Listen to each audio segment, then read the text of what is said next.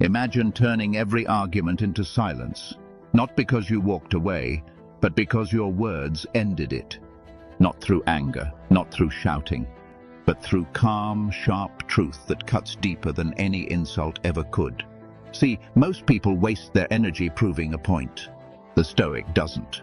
He knows that when emotion takes over, wisdom disappears. So instead of reacting, he responds, slowly, deliberately, with control. Every word measured, every silence intentional. And that's real strength. Not the kind that need to be seen, but the kind that command respect without demanding it. In the next few minutes, I'll show you 7 Stoic replies that can end arguments, calm chaos, and make you unshakable, no matter who's standing in front of you.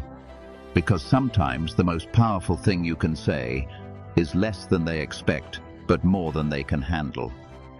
1. You might be right. This is one of the most underestimated replies in existence. It sounds polite, even submissive, but it's actually pure control. When someone's angry, they want a reaction. They want you to defend yourself, to fight back, to feed their ego. But when you calmly say, "You might be right," you don't give them what they came for. You take away their fuel. You show them that you won't wrestle in the mud, because you know what happens when you argue with a fool. The audience can't tell who's who. Marcus Aurelius wrote, "The best revenge is not to be like your enemy." And that's what this reply is, quiet revenge. It's not weakness, it's wisdom. It tells the other person, "I'm not here to prove myself. I'm here to protect my peace." And the moment they realize you're not playing their game, the game ends. 2. Let's look at it calmly. This line resets the entire energy of a conflict. It's like hitting pause when emotions are spiraling. When you say, "Let's look at it calmly," you're not dismissing their feelings, you're grounding the conversation. You're pulling both of you out of the heat and into reason. Most arguments aren't about facts anyway. They're about tone, emotion, pride. When you choose calm, you're signaling that you value truth over victory. Seneca once said, "Anger, if not restrained, is more harmful than the injury that provokes it." Think about that. The Stoic doesn't let someone else's chaos become his own. So when the volume rises, lower yours. When they push, you stand still, because the calmest person in the room always has the power. 3. I understand your point. This line disarms people instantly. You can almost feel their tension drop when you say it. Humans crave validation. Half the time they don't even need to be right, they just need to feel heard. When you say, "I understand your point," you give them that validation, without surrendering your position. You're showing that you're secure enough to listen, and that's something rare. In Stoic thinking, listening isn't weakness, it's strategy. It's how you gather clarity while the other person burns energy. Here's what's powerful. Understanding doesn't mean agreeing. It simply means you're in control of your emotions. You've learned to separate hearing from reacting. That's how you win an argument without ever winning it. 4. I'll think about that. This one's a quiet killer.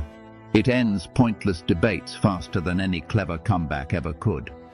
When you tell someone, "I'll think about that," you signal that you're not afraid to reflect, but you're also not giving them the emotional reaction they're fishing for. You're saying, "I don't respond on impulse, I respond on reason."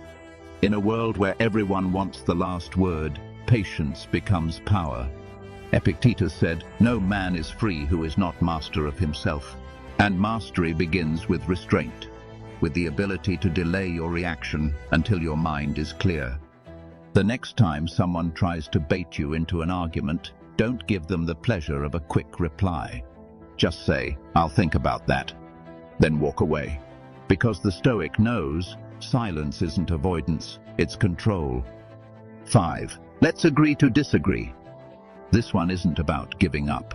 It's about knowing when something isn't worth your peace. Some arguments don't need resolution, they just need an ending. Because not every person you meet is capable of understanding you. When you say, "Let's agree to disagree," you're setting a boundary with grace. You're making it clear that the discussion is over, without hostility. You're saying, I respect your opinion, but I'm not surrendering mine. And that's what real maturity looks like, knowing the difference between fighting to win and walking away to protect your calm. The Stoic doesn't need to have the last word.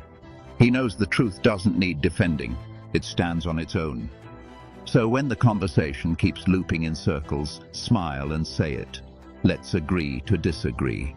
Then let silence do the rest. 6. I see where you're coming from.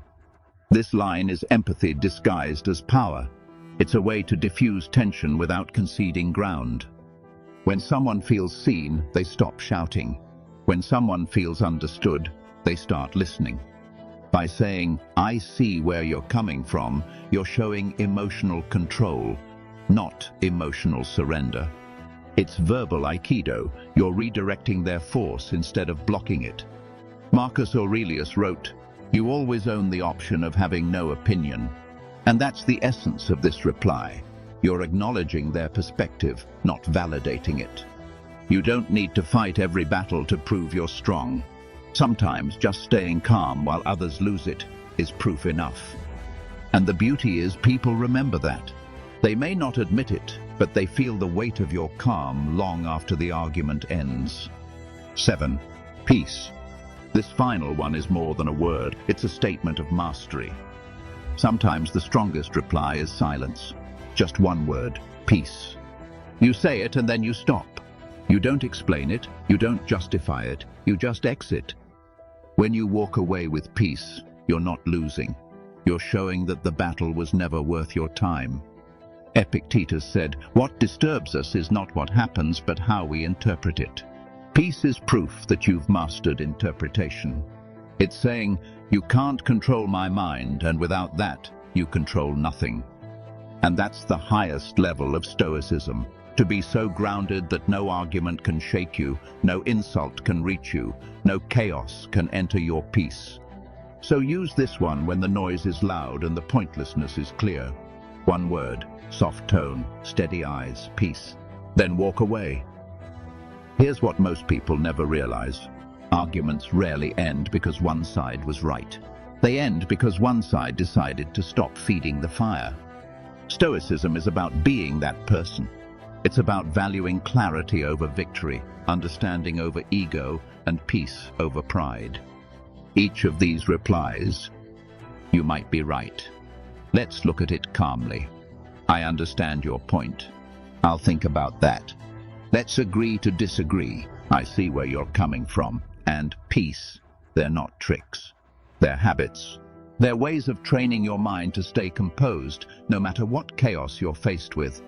And once you internalize that, something powerful happens. People can't control you anymore. They can't provoke you. They can't make you react on command. You become that rare kind of person who radiates calm in every storm. The person who others can't help but respect, even if they don't understand why. Because deep down, everyone recognizes power when they see it. And the calm mind, the truly calm mind, is the rarest power of all. So the next time someone tries to pull you into an argument, remember this. You don't need to prove yourself. You don't need to win every debate. You just need to keep your peace, because peace is the ultimate victory. That's the Stoic way. Control yourself and you control the outcome.